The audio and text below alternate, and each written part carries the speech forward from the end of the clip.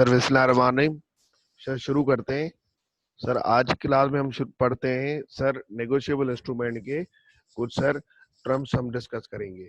अब सर बात ये है कि आपने देखा होगा कि बिल ऑफ एक्सचेंज जो था, आपने देखा होगा कि जो बिल ऑफ एक्सचेंज था उसके अंदर क्या था कि एक पार्टी दूसरी पार्टी को ऑर्डर कर रही थी, एक पार्टी दूसरी पार्टी को ऑर्डर कर रही थी कि ड्रॉई को ऑर्डर कर रहा था कि यार तुम 2 महीने के बाद 3 महीने के बाद पेई को पैसे दे देना। और प्रॉमिसरी नोट में ये था कि यार तुम मेरे पास आना, मैं तुम्हें पैसे दे दूंगा 2 महीने के बाद या 1 महीने के बाद। आप सर बिल प्रॉमिसरी नोट को एक दफा वर्डिंग चेक कर लें। ये क्या लिख रहा है सर यहाँ पे?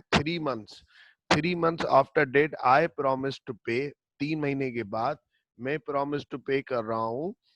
और to his order sum of rupees 10,000 for value receive. ये क्या कह रहा है सर? और टू हिज ऑर्डर कि यार 3 महीने के बाद या तो मैं तुम्हें पैसे दे दूंगा या तुम्हारे किसी ऑर्डर पे मैं किसी और को पैसे दे दूंगा। सर ये जो कह रहा है कि मैं तुम्हारे किसी ऑर्डर पे किसी को पैसे दे दूंगा, इसका क्या मकसद है?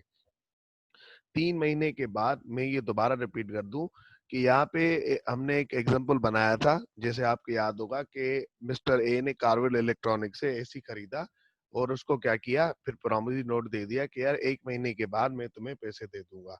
अब इसके अंदर ना एक और वर्ड ऐड हो जाता है प्रॉमिसरी नोट के अंदर, या तो मैं तुम्हें पैसे दे दूंगा या तुम जिसके लिए कहोगे मुझे, मैं उसको पैसे दे दूंगा। 3 months after date I promise to pay ABC. मतलब 3 महीने के बाद मैं तुम्हें, क्योंकि पेई कौन है सर? एबीसी है यहाँ पे। सर या कह, तुम्हारे कहने पे किसी और को पैसे दे दूंगा। मतलब तुम्हारे ऑर्डर पे तुमने अगर किसी और बंदे के लिए कहा तो सर उसको पैसे दे दूंगा। सर इसका क्या मकसद है ये मैं बता रहा हूँ आपको। आप आ जाए आप बिल ऑफ एक्सचेंज पे। सर बिल ऑफ एक्सचेंज पे भी यही सीन है। सर ये एमएनओ एक ड्रॉयर है, एबीसी ड्रॉई है। और एबीसी जो है ना सर, ये वाला एबीसी जो है सर ये ड्रॉई है। और ये वाला एबीसी जो जेल रोड वाला है सर ये पेई है। ठीक है ना? ये असल में एक्स वाई जेड है, यहाँ पे एबीसी गलती हो गई है सर, ये असल में एक्स वाई जेड है। ठीक है सर। अब एमएनओ कह रहा है एबीसी से, ड्रॉयर कह रहा है ड्राई से कि भाई 3 महीने बाद 3 मंथ आफ्टर डेट पे टू एक्स वाई जेड पेई। ये जो जेल रोड वाला है एक्स वाई जेड पेई, इसको 3 महीने के बाद पे कर देना। या or to his order the sum of rupees 10,000 for the value receive. या इसके ये जिसके लिए कहे उसको पे कर देना, ये जिसके लिए कहे उसको पे कर देना। ठीक है ना? अब सर सीन ये है कि ये जिसके लिए कहे उसको पे कर देना, इसका क्या मकसद है? सर आ जाओ इसको समझ लेते हैं हम। सर यहाँ पे मसला ये है कि अगर सर अगर सर मिस्टर ए,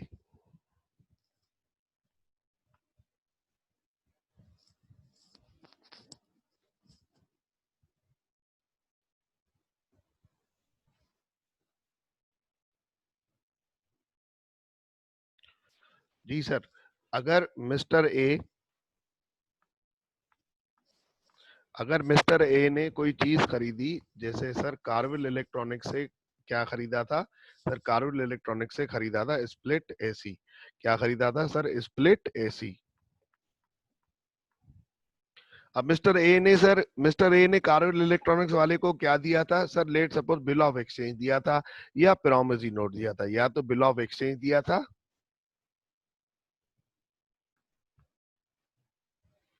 या सर प्रॉमिसरी नोट दिया था। पीएन कर देता हूं मैं कि यार फिलहाल मेरे पास पैसे नहीं है, तुम मेरे पास 1 महीने के बाद आ जाना, मैं तुम्हें 60,000 रुपए दे दूंगा। या तुम 1 महीने के बाद, ये तो बिल प्रॉमिसरी नोट हो गया, मेरे पास आ जाना 60,000 दे दूंगा। या तुम 1 महीने के बाद सर मिस्टर सी के पास चले जाना, वो तुम्हें 60,000 रुपए दे देगा। और मिस्टर सी ने इस बात को एग्री किया था, तो ये बन गया बिल ऑफ एक्सचेंज। लेकिन हमने साथ में ये भी कहा था कि यार जिसको तुम कहोगे या तो तुम्हें पैसे दे देंगे, या तो जिसको तुम कहोगे उसको हम पैसे दे देंगे। अब हमने क्या दिया था बदले में? हमने क्या दिया था? हमने जो ये एसी लिया था तो हमने बदले में क्या दिया था? सर हमने बदले में दिया था या बिल ऑफ एक्सचेंज या प्रॉमिसरी नोट। तो इसके हाथ में क्या होगा सर या तो प्रॉमिसरी नोट होगा या तो बिल ऑफ एक्सचेंज होगा। अब देखो सर होता क्या है कि होता ये है इस टाइम पीरियड में बीच में कि ये जो प्रॉमिस नोट है ना ये इसके हाथ में, कारवेल इलेक्ट्रॉनिक्स वाले के हाथ में। अब इसने क्या किया, 15 दिन के बाद कारवेल इलेक्ट्रॉनिक्स वाले ने 15 दिन के बाद ये किया कि सर इसने खुद से जाके कोई चीज खरीद ली, किससे सर, किससे चीज खरीद ली? लेट सपोज सर इसने अपने घर के लिए फर्नीचर खरीद लिया, इसने घर के लिए अपने लिए फर्नीचर खरीद लिया किसी शॉपकीपर से इसने फर्नीचर खरीद लिया। कितने का सर? 60,000 रुपए का। अब सर इसके पास क्या पड़ा था? इसके पास पड़ा था नेगोशिएबल इंस्ट्रूमेंट, जो कि किसने दिया था इसको? सर इसको दिया था मिस्टर ए ने। जो कि इसको किसने दिया था सर? जो कि इसने इसको दिया था मिस्टर ए ने दिया था 60,000 रुपए का नेगोशिएबल इंस्ट्रूमेंट। इसने क्या किया सर? इसने ये किया कि ये फर्नीचर खरीदा और इसके बाद नेगोशिएबल इंस्ट्रूमेंट पड़ा था। इसने फर्नीचर वाले शॉपकीपर को इसने सर ये नेगोशिएबल इंस्ट्रूमेंट थमा दिया। इसने बोला कि यार बात सुन, 15 दिन के बाद मुझे पैसे मिलने, ये नेगोशिएबल इंस्ट्रूमेंट है, तू जाके ना मिस्टर ए से पैसे दे दियो। तो क्या सर नेगोशिएबल इंस्ट्रूमेंट इस तरीके से हो सकता है? सर जब भी तो इसका नाम नेगोशिएबल इंस्ट्रूमेंट रखा गया, जब भी तो इसका नाम नेगोशिएबल इंस्ट्रूमेंट रखा गया कि पैसों के बदले में जो यूज किया जा सके उसको बोलते हैं नेगोशिएबल इंस्ट्रूमेंट। लेकिन ये कब तक यूज हो सकता है? सर ये जब तक यूज हो सकता है जबकि इसकी मैच्योरिटी डेट ना, जब जब तक इसकी सर मैच्योरिटी डेट ना आ जाए, जब तक सर ये यूज हो सकता है, जब तक इसकी मैच्योरिटी डेट ना आ जाए तब तक ये यूज हो सकता है। अब इसकी मैच्योरिटी डेट क्या है? सर इसकी मैच्योरिटी डेट है 1 महीना। 1 महीना, जब 1 महीना पूरा हो जाएगा तो इसकी मैच्योरिटी डेट आ जाएगी। मैच्योरिटी डेट मतलब वो टाइम आ जाए कि पैसे देने पड़ जाए। जब तक ये पैसे मैच्योर नहीं हो जाता तब तक सर ये यूज हो सकता है। ठीक है ना? तो सर क्या सर ये इसने कारवेल इलेक्ट्रॉनिक्स वाले ने फर्नीचर वाले को क्यों दे दिया कि भाई नेगोशिएट, तू जाके मिस्टर ए से पैसे ले लियो? क्यों सर, क्यों दे दिया? क्योंकि हमने नेगोशिएबल इंस्ट्रूमेंट पे एक टर्म लिखा था। क्या हमने टर्म लिखा था? हमने लिखा था or to his order the sum of ₹10,000 for value receive, or to his order, या तो एक्स वाई जेड को, या तो सर कारवेल इलेक्ट्रॉनिक्स वाले को पे करना, या तो उसके ऑर्डर पे पे कर देना, या तो उसके ऑर्डर पे पे कर देना। अब बात ये है, ठीक है, ये अब मेरे पास कौन आएगा सर पैसे लेने? अब मेरे पास कौन आएगा सर? फर्नीचर वाला मेरे पास पैसे लेने आ जाएगा मैच्योरिटी डेट पे। क्या सर ये फर्नीचर वाला किसी और को ट्रांसफर कर सकता है? हाँ सर, हो सकता है इसने फर्नीचर वाले ने, हो सकता है इसने फर्नीचर वाले ने किसी और से कोई चीज खरीदी हो। लेट सपोज सर इसने, सर फर्नीचर वाले ने वुड खरीदा और इसने बदले में दे दिया नेगोशिएबल इंस्ट्रूमेंट, और नेगोशिएबल इंस्ट्रूमेंट के मैच्योर होने में 5 दिन पड़े हैं। इसने वुड खरीदा 60,000 का और उसने बदले में दे दिया कैश की जगह नेगोशिएबल इंस्ट्रूमेंट। अब ये वुड वाला आएगा किसके पास? मिस्टर ए के पास, कि यार मुझे पैसे दे दो। नेगोशिएबल इंस्ट्रूमेंट लेके जाएगा और बदले में मिस्टर ए इसको पैसे दे देगा। अब बात ये कि मिस्टर ए देगा किसको पैसे? क्या मिस्टर ए फर्नीचर वाले को पैसे देगा? क्या वुड वाले को पैसे देगा? क्या कारवेल इलेक्ट्रॉनिक्स वाले को पैसे देगा? ये मिस्टर ए पहचानेगा कैसे? ये मिस्टर ए पहचानेगा कैसे? अब नेगोशिएबल इंस्ट्रूमेंट के ना कुछ टर्म्स होते हैं। वो क्या टर्म्स होते हैं? Payable to order, payable to bearer.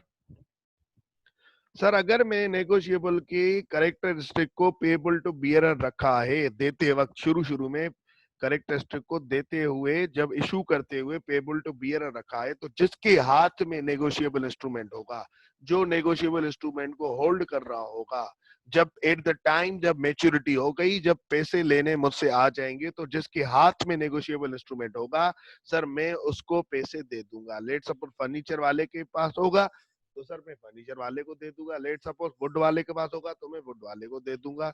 Let suppose कारवेल electronics वाले के पास होगा तो कारवेल इलेक्ट्रॉनिक्स वाले के पास दूंगा। लेट सपोज सर अगर मैंने करेक्टरिस्टिक रखा हुआ है payable to orderer, payable to,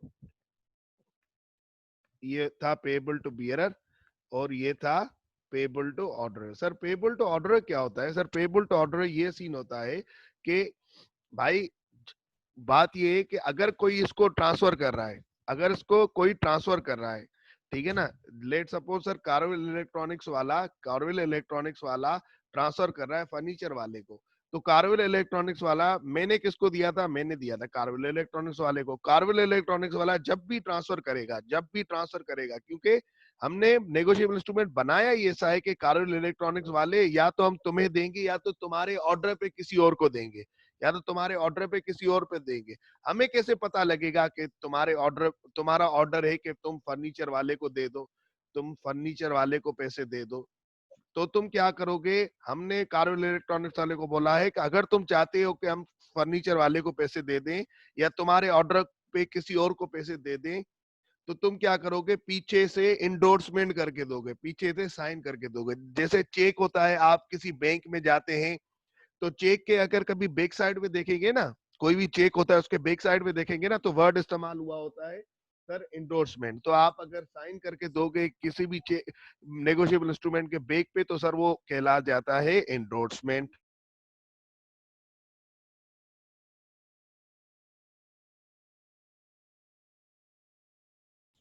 अब अगर सर पेबल टू ऑर्डर बन जाता है, पेबल टू ऑर्डर बन जाता है एक सर इंस्ट्रूमेंट, तो सर उसके लिए हम क्या करेंगे? उसके लिए हम क्या करेंगे सर? अगर एक का करेक्टर है कि पेबल टू ऑर्डर, या कार्वेल इलेक्ट्रॉनिक्स वाले या तो तुझे देंगे पैसे, या तो सर तू जिसके ऑर्डर पे देगा तो हम उसको पैसे दे देंगे। इन दैट सर्कमस्टेंसेस हम क्या करेंगे? कार्वेल इलेक्ट्रॉनिक्स वाले को कहेंगे अगर तुझे नेगोशिएबल इंस्ट्रूमेंट ट्रांसफर करना है तो तुझे नेगोशिएबल इंस्ट्रूमेंट के बैक पे, तुझे नेगोशिएबल इंस्ट्रूमेंट के बैक पे अपनी साइन करनी होगी, अपनी साइन करनी होगी। तो सर इस बैक पे जो साइन करना होता है ना, अगर कार्वेल इलेक्ट्रॉनिक्स वाले ने ट्रांसफर करना है फर्नीचर वाले को, तो कार्वेल इलेक्ट्रॉनिक्स वाला बैक पे साइन करके देगा। अगर फर्नीचर वाले ने ट्रांसफर करना है वुड वाले को, तो फर्नीचर वाला बैक पे क्या करके देगा? सर साइन करके देगा। सर इस बैक पे साइन क्यों की जाती है? सर ये पेबल टू ऑर्डरर को ट्रांसफर करने का तरीका है, ट्रांसफर करने का तरीका है कि जब भी तुम ट्रांसफर करोगे पेबल टू ऑर्डरर इंस्ट्रूमेंट को, तो पीछे साइन करके दोगे, पीछे अपनी साइन करके, जैसे पता चल सके कि तुमने ट्रांसफर कर दिया है। अगर पेबल टू ऑर्डर इंस्ट्रूमेंट है, एक नेगोशिएबल इंस्ट्रूमेंट है जो कि जिसका कैरेक्टरिस्टिक पेबल ऑर्डर है, और सर वुड वाला लेके आ गया मेरे पास, और सर पीछे फर्नीचर वाले की साइन नहीं थी, पीछे फर्नीचर वाले की साइन नहीं थी, तो क्या पैसे दूंगा? नहीं सर, मैं पैसे नहीं दूंगा। मैं बोलूंगा भाई ये तो फर्नीचर वाले के पास गया था, वुड वाले तेरे पास कैसे आ गया था? तो सर जब भी पेबल टू ऑर्डरर ट्रांसफर होगा तो हमेशा पीछे इंडोर्समेंट होनी चाहिए, साइन होनी चाहिए, ठीक है? तो सर आप ये, अब मैं आपको रीड करवा रहा हूं, आप इसको रीड कर लें। एक तो आप ये रीड करेंगे इंडोर्समेंट क्या होती है, यहां से लेके आप यहां तक रीड करेंगे एक इंडोर्समेंट क्या होती है। उसके अलावा सर आप रीड करेंगे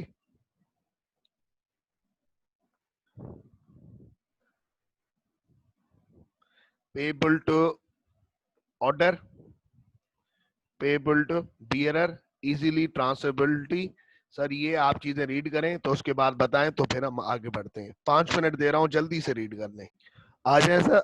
सर अब एक और टर्म पढ़ लेते हैं, पेमेंट इन ड्यू कोर्स क्या होता है? Payment in due course, sir अब बात ये है, जब नेगोशिएबल इंस्ट्रूमेंट मेरा मेच्योर हो जाएगा, जब नेगोशिएबल इंस्ट्रूमेंट मेरा मेच्योर हो जाएगा, मैंने कार्वेल इलेक्ट्रॉनिक्स वाले को, मिस्टर ए ने कार्वेल इलेक्ट्रॉनिक्स वाले को बोला 1 महीने के बाद आके 60,000 रुपए ले लेना। अब 1 महीना गुजर गया, 1 महीना गुजर गया, अब होगा क्या? सर अब कार्वेल इलेक्ट्रॉनिक्स वाला प्रोमिसरी नोट या bill of exchange, which ever the negotiable instrument is used, या तो प्रॉमिस नोट दिया होगा या तो बिल ऑफ एक्सचेंज दिया होगा, सर वो लेके आ जाएगा। अगर प्रॉमिस नोट है तो मिस्टर ए के पास लेके आ गया, कार्वेल इलेक्ट्रॉनिक्स वाला, 1 महीना हो गया भाई अब पैसे दे दे। अब देखो मिस्टर ए अब क्या करेगा? अब सर यहाँ पे पेमेंट इन ड्यू कोर्स करेगा। अब क्या करेगा? पेमेंट करेगा ना, 1 महीना गुजर गया और कार्वेल इलेक्ट्रॉनिक्स वाला प्रॉमिस नोट लेके आ गया। अब मिस्टर ए यहाँ पे क्या करेगा? पेमेंट इन ड्यू कोर्स करेगा। Sir payment in due course का क्या मकसद होता है? Sir payment in due course का ये मकसद होता है कि जो terms and condition promissory note में लिखी गई है, मैं उसके हिसाब से पेमेंट करूं। टर्म्स एंड कंडीशन क्या लिखी गई है? 1 महीने के बाद मैं तुम्हें पैसे दूंगा, एक महीना कहाँ से कैलकुलेशन करूंगा सर? जो ऊपर डेट लिखी हुई होती है नॉर्मली राइट साइड के कॉर्नर पे, उससे मैं एक महीना कैलकुलेट करूंगा। तो पेमेंट ड्यू कोर्स करते वक्त देखूंगा क्या एक महीना आज के दिन पूरा हो गया? हाँ वाकई यार पूरा हो गया।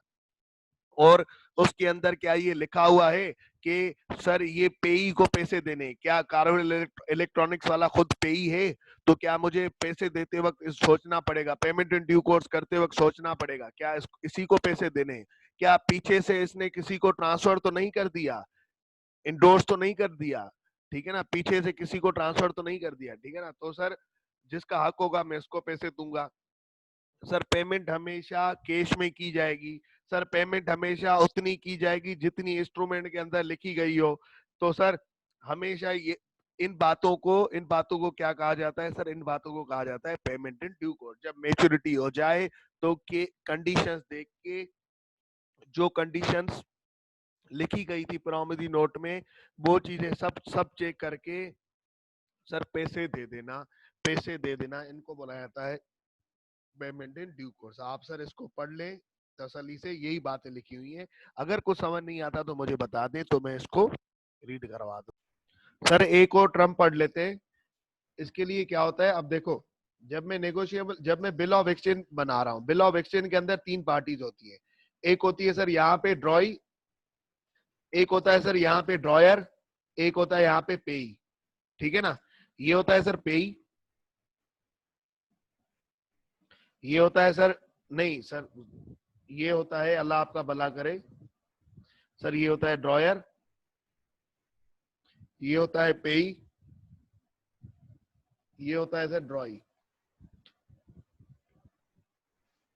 ये ड्रॉयर पे ड्रॉई को कहता है कि तुम ये जो यहाँ पे डेट मेंशन्ड है, इस डेट के बाद तुम पेई को पैसे दे देना। लेट सपोज कितने भी पैसे दे देना, कितने भी, लेट सपोज सर आप, हम एग्जांपल बना लेते हैं, 60,000 रुपए पैसे दे देना एक महीने के बाद। ये 15 सितंबर है, 15 सितंबर, 1 month after, 1 month after this date, 1 month after this date 15,000 रुपए दे देना पेई को या इसके ऑर्डर पे। मैं ये किसको कह रहा हूं सर? ड्रॉई को ऑर्डर कह रहा हूं। It must be an order to पे।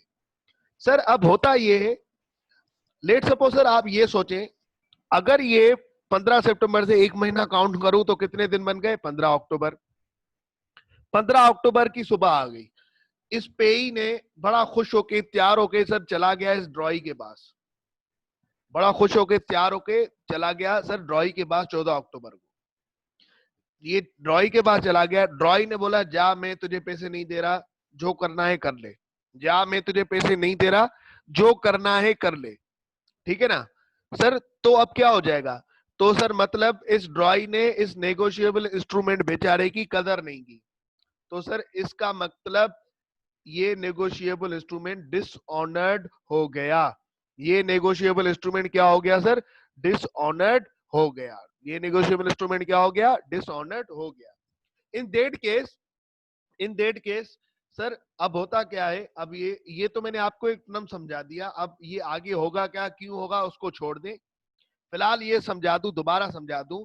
When a negotiable is considered to be as dishonoured, drawer ने 15 सितंबर को सर ये बिल ऑफ एक्सचेंज बनाया था और पेई को कहा था कि तू इस ड्रॉई के पास जाएगा, तू इस ड्रॉई के पास जाएगा और जाके सर 14 अक्टूबर को पैसे ले लेगा। 14 अक्टूबर की सुबह हो गई, ये पेई बड़ा तैयार होके सर सर परफ्यूम लगा के और सर चला गया ड्रॉई के पास और बोला कि यार मेरे 60,000 रुपए मुझे दे दो। सर ड्रॉई ने बोला जा मैं तुझे पैसे नहीं दूंगा, जो करना है कर ले। ठीक है ना? तो सर इसने नेगोशिएबल इंस्ट्रूमेंट की कदर नहीं की, तो मतलब नेगोशिएबल इंस्ट्रूमेंट क्या हो गया? डिसऑनर्ड। अब सर होता ये है, अब होता ये होता है नेगोशिएबल इंस्ट्रूमेंट के अंदर कि कभी कभी नेगोशिएबल इंस्ट्रूमेंट के अंदर होता ये है कि ये जो ड्रॉई है ना, ये जो सर ड्रॉयर है ना, ड्रॉयर, ये यहाँ पे दो नाम दे देता है। ये तो यहाँ पे ही हो गया, ये यहाँ पे ही हो गया, यहाँ पे कौन हो गया? ड्रॉयर, ड्रॉई हो गया, सॉरी, जो पैसे पे करेगा। सर यहाँ पे असल में मकसद क्या है, ड्रॉयर कह रहा है ड्रॉई को कि तू पैसे पे करेगा पेई को एक स्पेसिफिक नंबर ऑफ डेज के बाद। अब होता क्या है सर, वही एग्जांपल है, कंटिन्यू कर रहे हैं 15 सितंबर। अब सुनना समझना सर, मेच्योरिटी डेट कौन सी है, 14 अक्टूबर। अब सर जब एट द टाइम जब नेगोशिएबल इंस्ट्रूमेंट बन रहा था 15 सितंबर को, 15 सितंबर को जब बन रहा था, ड्रॉयर ने पेई को बोला कि पहले तुम जाओ, मैंने तुम्हारे पास ड्रॉई दो रखे, मैंने तुम्हारे तुम्हारे लिए ड्रॉई दो बंदे रखे, यहाँ पे दो बंदे रखे, पहले तुम जाओगे मिस्टर ए के पास, पहले तुम जाओगे मिस्टर ए के पास। अगर मिस्टर कब जाओगे, 14 अक्टूबर को, मिस्टर ए तुम्हें 60,000 रुपए देगा, तुम्हारा काम हो जाएगा, बात खत्म हो जाएगी। इसका मतलब नेगोशिएबल इंस्ट्रूमेंट सर क्या हो गया सर, वो ऑनर्ड हो गया, उसका पर्पस पूरा हो गया। ड्रॉयर बोल रहा है 15 सितंबर को, किसको बोल रहा है सर, पेई को बोल रहा है 15 सितंबर को, 15 सितंबर की सुबह को, जिस दिन ये बिल ऑफ एक्सचेंज बन रहा है, कि यार तुम जाओगे पहले मिस्टर ए के पास जो कि ड्रॉई है, उसके पास जाओगे, वो तुम्हें 60,000 रुपए दे देगा और ये तुम्हारा काम हो जाएगा।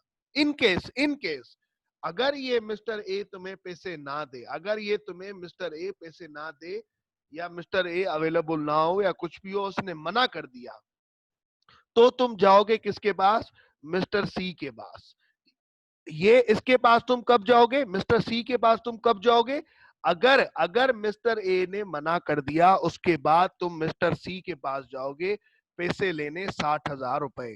क्या सर मिस्टर सी ने एट द टाइम जब नेगोशिएबल इंस्ट्रूमेंट बन रहा है क्या एग्री किया होगा, बिल्कुल बिल्कुल इसने एक्सेप्टेड किया होगा, जब भी तो बात बन रही है ना, इसने एक्सेप्ट नहीं किया होगा तो बात कैसे बनेगी। ये दोनों बंदे एट द टाइम जब नेगोशिएबल इंस्ट्रूमेंट बन रहा होता है एग्री कर रहे होते हैं, हाँ भाई हम पैसे देने के लिए तैयार हैं, हम पैसे देने के लिए तैयार हैं। मैं दोबारा रिपीट कर दूं, ड्रॉयर ने बोला 15 सितंबर को पेई को कि यार तुम जाओगे 14 अक्टूबर को मिस्टर ए के पास जो कि ड्रॉई है, इससे जाके तुम 60,000 रुपए लोगे, तुम्हारा पर्पस मेट हो जाएगा। लेट सपोज अगर अल्लाह ना करे मिस्टर ए तुम्हें पैसे ना दे, तो तुम मिस्टर सी के पास चले जाना, तो दूसरा ड्रॉई है मिस्टर सी, तो वो तुम्हें 60,000 रुपए दे देगा, जो सम होगा वो तुम्हें दे देगा। अगर मिस्टर ए, पहली प्रायोरिटी मिस्टर ए, अगर मिस्टर ए पैसे ना दे तो फिर मिस्टर सी के पास चले जाना जो कि तुम्हें पैसे दे देगा। सर ये जो सेकंड प्रायोरिटी होती है इसको क्या बोला जाता है, सर इसको क्या बोला जाता है, इस ड्रॉई को क्या बोला जाता है सर, इस ड्रॉई को नाम दिया लॉ ने ड्रॉई in case of need, ड्रॉई in case of need, ड्रॉई in case of need. इसका क्या मकसद, अगर ये ड्रॉई अपना पर्पस पूरा ना करे तो जरूरत के मुताबिक तो तुम इस ड्रॉई के पास चले जाओगे। जो सेकंड प्रायोरिटी वाला ड्रॉई होता है ना, तो उसको बोला जाता है ड्रॉई इन केस ऑफ नीड। अगर पहले ड्रॉई ने मना कर दिया पैसे देने से, तो दूसरे ड्रॉई के पास चले जाओ, दूसरे ड्रॉई के पास चले जाओ। अब एक बात बताओ, यहाँ पे पहले पहले जो एग्जांपल पढ़ा था इसके अंदर एक ही ड्रॉई था, इसके अंदर एक ही ड्रॉई था जो था मिस्टर ए। अगर मिस्टर ए ने यहाँ पे पैसे देने से मना कर दिया था, तो अब इस नेगोशिएबल इंस्ट्रूमेंट क्या हो गया था, डिसऑनर्ड, मतलब अब इसकी कोई कदर नहीं रही, अब ये कोई इसके पैसे देने वाला है नहीं। अगर मिस्टर ड्रॉई ए ने मना कर दिया था पैसे देने से, तो ये नेगोशिएबल इंस्ट्रूमेंट डिसऑनर्ड हो गया था, इसकी कदर खत्म हो गई थी। लेट सपोज यहाँ पे दो ड्रॉई है, अगर मिस्टर ए ने मना कर दिया मैं पैसे नहीं दूंगा, तो क्या ये नेगोशिएबल इंस्ट्रूमेंट डिसऑनर्ड हो जाएगा, नहीं सर, स्टिल इसकी कदर है, स्टिल इसकी कदर है, स्टिल इसकी वैल्यू है, अभी तक पैसे मिल सकते हैं। क्यों, जब तक ये ड्रॉई इन केस ऑफ नीड मना ना कर दे, जब तक ड्रॉई इन केस ऑफ नीड मना ना कर दे कि मैं पैसे नहीं दूंगा, तब तक ये सर नेगोशिएबल इंस्ट्रूमेंट डिसऑनर्ड नहीं हो सकता। जब तक ड्रॉई इन केस ऑफ नीड मना ना कर दे कि मैं पैसे नहीं दूंगा, तब तक नेगोशिएबल इंस्ट्रूमेंट डिसऑनर्ड नहीं हो सकता। ठीक है, अगर ड्रॉई सिर्फ एक हो, उसने मना कर दिया तो डिसऑनर हो गया, लेकिन अगर ड्रॉई दो है, ड्रॉई इन केस ऑफ नीड मौजूद है, तो sir in that case negotiable instrument dishonour जब तक नहीं हो सकता जब तक ड्रॉई इन केस ऑफ नीड मना ना कर दे।